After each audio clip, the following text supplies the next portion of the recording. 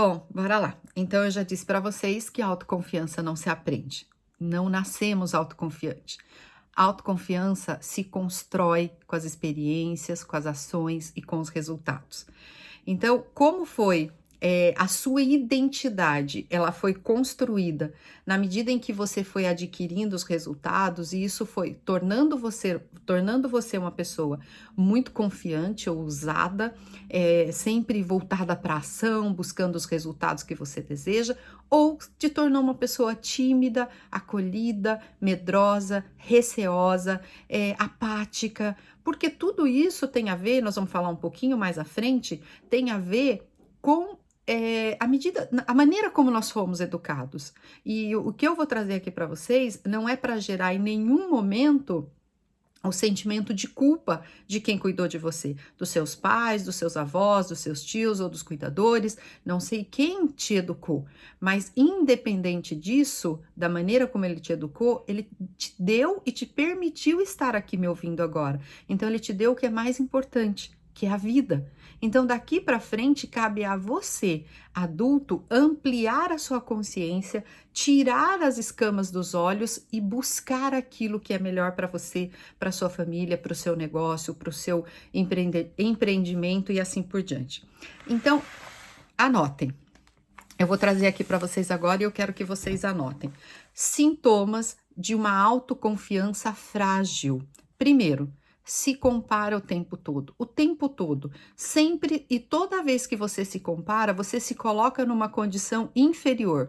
Eu não tenho, eu não fui, eu não fiz, eu não consigo, eu não sou capaz, ela é melhor que eu, ela é mais bonita do que eu, ela é mais inteligente, ela fala melhor que eu.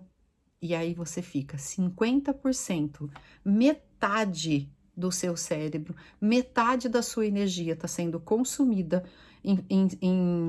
no espaço de tempo em que você está se comparando. E normalmente quando a gente se compara, a gente não se compara, a gente tem uma tendência a se comparar e aí se colocar numa situação de inferior. O que de fato não é inferior ou superior. Nós somos diferentes, nós somos únicos. E nós temos as nossas potencialidades que às vezes a gente não reconhece. E a gente não tem a coragem de abrir a boca para falar, para se posicionar, para se colocar, para ir lá e para ajudar, porque todos nós temos muito a contribuir e muito a aprender. Então isso que é lindo, isso que é bonito, que não existe o inferior ou o superior. Nós somos diferentes.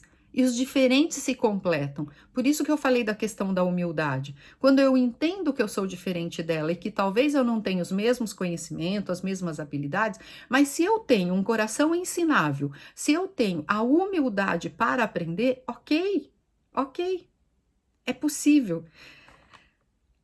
Eu sempre digo, foca na sua raia, para de se comparar. Se você se comparar com alguém, se compare para formatar essa pessoa, para entender como ela chegou, onde ela chegou. Mas lembrando que ela é diferente, ela deu significados diferentes, ela tem crenças diferentes, às vezes ela tem valores diferentes. Mas é possível você olhar e falar, puxa, se ela conseguiu, eu também posso. Mas dentro dos meus limites, respeitando os meus valores, sendo quem eu realmente sou. Segundo, linguagem corporal. Gente, é muito importante. Vocês podem observar que uma pessoa autoconfiante, quando ela chega, ela tem o ombro em pé. Dificilmente você vai ver uma pessoa autoconfiante com o ombro caído, porque a fisiologia do nosso corpo conta muito. Ela já determina o que o nosso cérebro vai pensar. Então, arrumem a postura, corrijam a coluna, segura a musculatura do abdômen, tenha uma postura de vencedora. Não fique com o ombro curvado, a cabecinha caída, assim, ó. Sabe aquela coisa assim, não sei, vou ver, quem sabe, né? Se for a vontade de Deus, é a vontade de Deus sempre. A gente só precisa se colocar em movimento. Então, levanta o ombro, levanta a cabeça na altura de olhar para o horizonte. Não fique olhando o tempo todo para baixo, porque isso também faz o nosso corpo produzir hormônios que faz com que a gente fique mais para baixo, mais deprimida, mais sensível. Então, a postura corporal diz muito se você é uma pessoa autoconfiante. E aí, já começa se colocando na postura de vencedora, já começa se colocando nessa postura de que eu sei o que eu estou fazendo.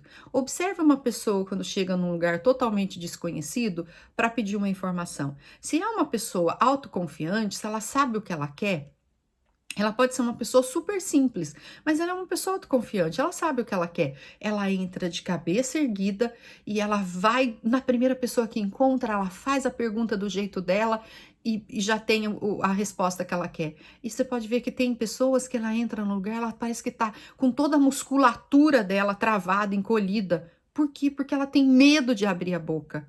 Então comecem a mudar a postura de vocês, arrumem o corpo. É algo muito simples que eu vou trazer aqui para vocês, mas coloquem em prática para vocês verem o quanto isso vai fazer a diferença.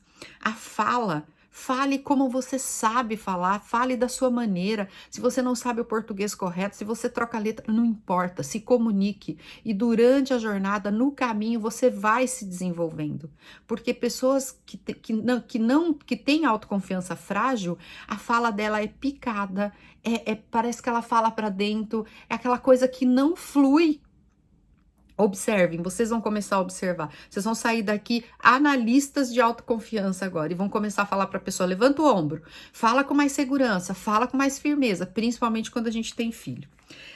Medo de interagir. Terceiro sintoma, não se posiciona em grupo, não inicia novas amizades, sempre encolhida diante dos outros, sempre achando que não vou me posicionar, não vou interagir, sempre ali caladinha, mas a cabeça dela, ela é extremamente criativa, multipotencial, fala, tem um monte de ideias bacanas, mas a falta de autoconfiança faz com que ela fique ali caladinha. E isso está muito ligado à questão do quê? Da rejeição.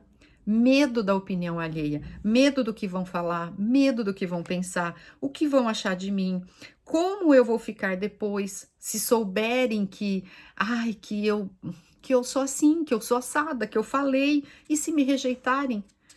O refém da opinião alheia é o quarto sintoma. Quinto, insegurança em relação ao sucesso do outro. Você fica incomodada o tempo todo, gasta energia, fica preocupada com a conquista e com a evolução do outro. Enquanto a gente, né? Eu falo vocês, mas eu me incluo também, eu me policio, eu também quero evoluir todos os dias, porque eu tenho também as minhas fragilidades e me coloco aqui vulnerável diante de vocês. Quando a gente fica gastando muito tempo, preocupada, que o outro conquistou, que o outro evoluiu, a gente fica parado, assistindo, paralisado assistindo. Por isso, sabe aquela coisa assim, eu não sei como é que chama, que coloca em cavalo? Então bota isso. Bota e segue a sua, sabe? Nada na sua raia, segue o seu rumo. Por isso que nós vamos fazer um exercício no final, que é esse exercício que vai colocar um tapume aqui, assim, dos dois lados, e você vai enxergar exatamente aonde você quer chegar. É essa visão que eu quero que você tenha. Então, é visão. Às vezes a gente fica com insegurança em relação ao sucesso do outro, se comparando, não interage, porque a gente não tem a visão clara, forte e definida de onde realmente nós queremos chegar. Então, insegurança em relação ao sucesso do outro mina a sua energia, mina o seu desejo de conquistar, porque o outro conquistou no tempo dele. E você vai conquistar no seu tempo. Se você se colocar em movimento, se você fazer o que tem que ser feito, se você agir, se você acreditar e confiar que você é a imagem e semelhança do Criador, você vai potencializar tudo que tem aí dentro de você, fazendo com que você seja capaz de conquistar. Confia. Sexto, sem coragem para seguir os seus sonhos. Preocupada com o externo, não tenho recurso, não tenho dinheiro, não sei falar, sou pobre, sou negra, minha família não me apoia. Então é tanto a falta de coragem para a gente agir, porque a gente fica alimentando exatamente isso. Então, né? Eu não tenho isso, eu não tenho aquilo, e o nosso foco fica exatamente naquilo que a gente não tem. Porque se a gente inverter essa visão, se a gente inverter esse foco, ele vai ser exatamente naquilo que eu preciso buscar para conquistar. E a maioria das coisas que a gente precisa está aqui. As respostas daquilo que a gente precisa tá aqui, os recursos que a gente precisa também está aqui, dentro da gente.